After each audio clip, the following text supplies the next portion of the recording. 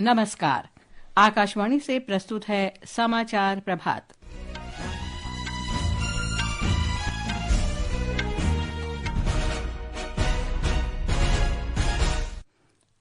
प्रधानमंत्री नरेंद्र मोदी आज सुबह 11 बजे आकाशवाणी पर मन की बात कार्यक्रम में अपने विचार साझा करेंगे। सीबीआई की एक अदालत ने हिमाचल प्रदेश के शिमला में हुए कोटखाई दुष्कर्म और हत्या मामले में पुलिस महानिरीक्षक सहित 9 पुलिसकर्मियों को दोषी ठहराया। पंजाब, हरियाणा, दिल्ली, उत्तर प्रदेश और राजस्थान में घने कोहरे का प्रकोप। गूगल और बोस्टन कंसल्टिंग ग्रुप ने कहा है कि भारतीय मोबिलिटी बाजार वर्ष 2030 तक दोगुना हो जाएगा और 600 अरब अमेरिकी डॉलर को पार कर जाएगा। गजा में इजरायल और हमास के बीच संघर्ष विराम समझौता भारतीय समय अनुसार आज दोपहर 12 बजे से लागू होगा। और नई दिल्ली में भारतीय पुरुष और महिला टीमों ने खो खो विश्व कप के फाइनल में जगह बनाई। समाचार प्रभात के साथ मैं लवलीन निगम। प्रधानमंत्री नरेंद्र मोदी आज सुबह 11 बजे आकाशवाणी पर मन की बात कार्यक्रम में देश विदेश के लोगों के साथ अपने विचार साझा करेंगे। ये मासिक रेडियो कार्यक्रम की 118वीं कड़ी होगी। ये कार्यक्रम आकाशवाणी और दूरदर्शन के समूचे नेटवर्क, AIR न्यूज वेबसाइट और news on AIR mobile app पर भी प्रसारित किया जाएगा।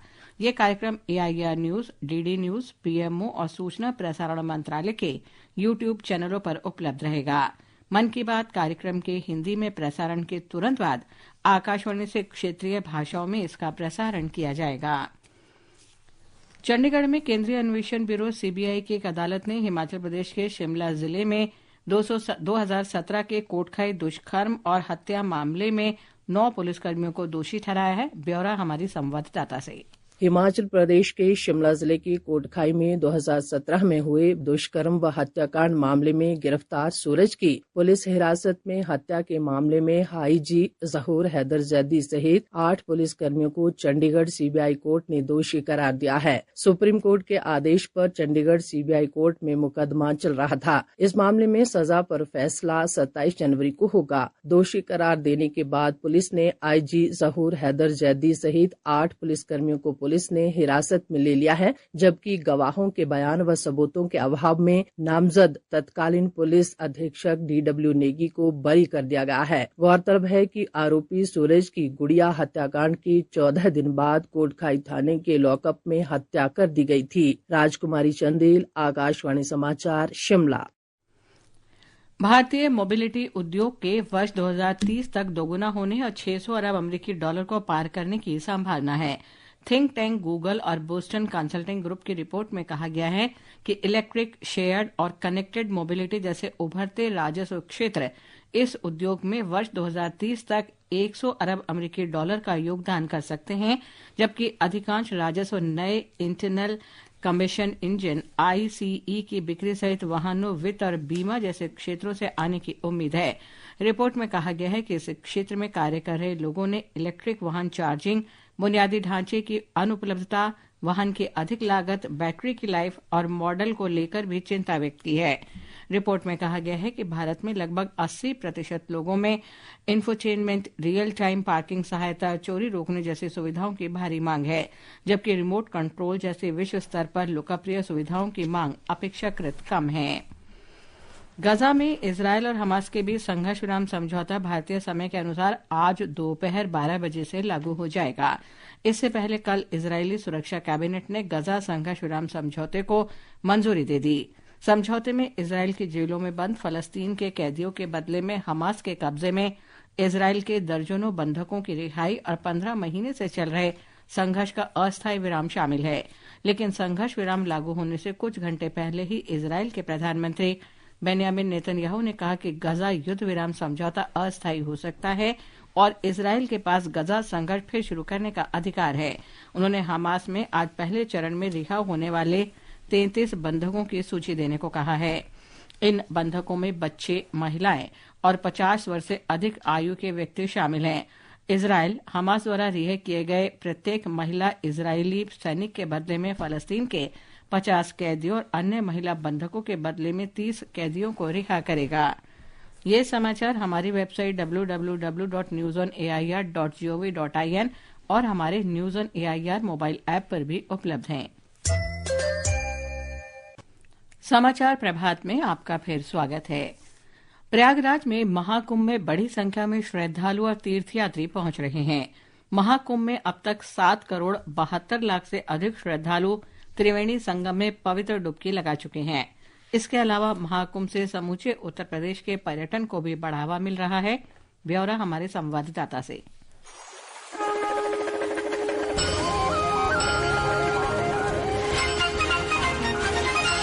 महाकुंभ की यात्रा के बाद देश विदेश से आए श्रद्धालु और पर्यटक उत्तर प्रदेश के अन्य तीर्थ स्थलों का भी भ्रमण कर रहे हैं। अयोध्या, वाराणसी, विंध्याचल, श्रृंगवेरपुर और चित्रकूट जैसे पवित्र स्थलों पर श्रद्धालुओं की संख्या में भारी वृद्धि देखी जा रही है। आकाशवाणी समाचार से बातचीत में पश्चिम बंगाल के श्रद्धालु तपन रे ने महाकुंभ में की गई व्यवस्थाओं की सराहना की और कहा कि प्रयागराज से उन्होंने अयोध्या और वाराणसी समेत कुछ अन्य पवित्र स्थलों पर भी जाने की योजना बनाई है। जो व्यवस्था है और पूरा कुंभ मेला का बहुत ही बढ़िया है। मैं लोकल प्रशासन जो है उनको धन्यवाद देना चाहता हूँ इतना सुव्यवस्था करने के लिए। लोग आराम से दर्शन किए हैं। श्रद्धालुओं और तीर्थयात्रियों के इन स्थानों पर आने से स्थानीय रोजगार को बढ़ावा मिला है। साथ ही यात्रा, आतिथ्य और परिवहन क्षेत्र के कारोबार में भी वृद्धि हुई है। आनंद कुमार, आकाशवाणी समाचार, प्रयागराज।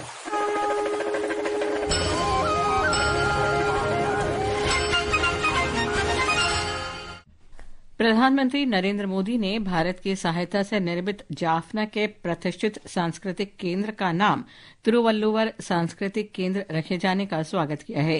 सोशल मीडिया पोस्ट में श्री मोदी ने कहा कि ये भारत तथा श्रीलंका के बीच लोगों के प्रगाढ़ सांस्कृतिक, भाषाई, ऐतिहासिक और सभ्यगत संबंधों का परिचायक भी है। प्रधानमंत्री नरेंद्र मोदी दिल्ली विधानसभा चुनाव के लिए मेरा बूथ सबसे मजबूत कार्यक्रम में 22 जनवरी को भारतीय जनता पार्टी के कार्यकर्ताओं से बातचीत करेंगे।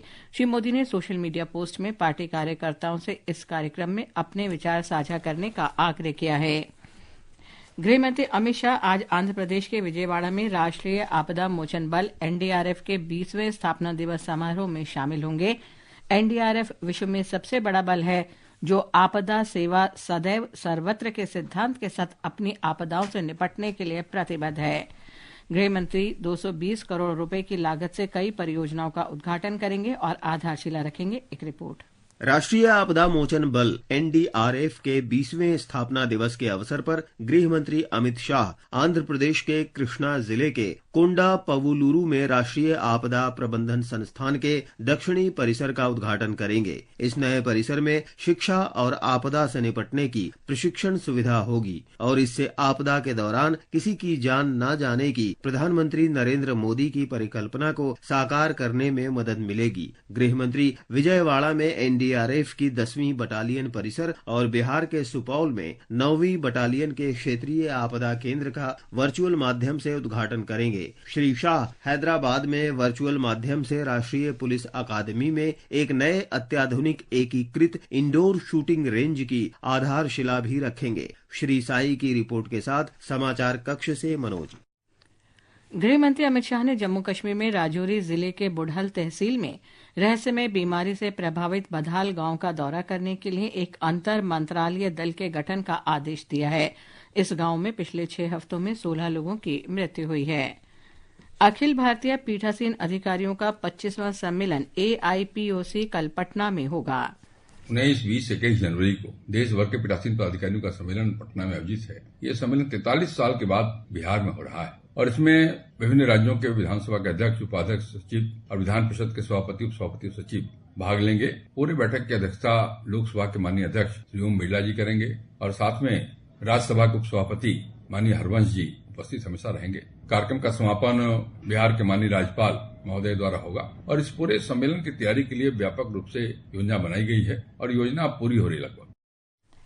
इस अवसर पर लोकसभा अध्यक्ष ओम बिरला संसदीय कार्य व्यवहार और प्रक्रिया पुस्तक के 8वें संस्करण का लोकार्पण करेंगे।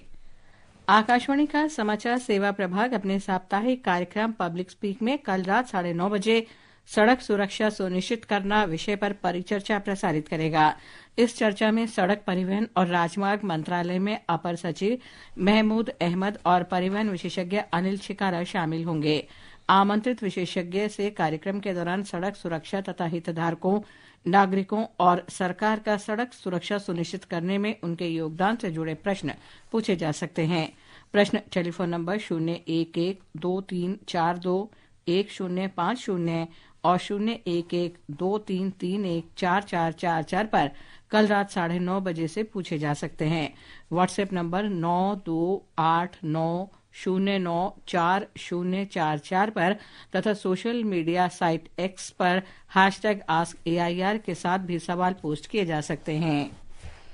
फिल्म अभिनेता सैफ अली खान पर मुंबई में हुए हमले के सिलसिले में मुंबई पुलिस ने मुख्य अभियुक्त विजय दास को मुंबई के पास ठाणे से गिरफ्तार किया है। सैफ अली खान के बांद्रा स्थित आवास पर चोरी की कोशिश में एक व्यक्ति ने उन पर चाकू से हमला किया था। खो खो विश्व कप में भारतीय पुरुष और महिला टीमों ने शानदार प्रदर्शन करते हुए फाइनल में जगह बना ली है। फाइनल में आज उनका मुकाबला नेपाल से होगा।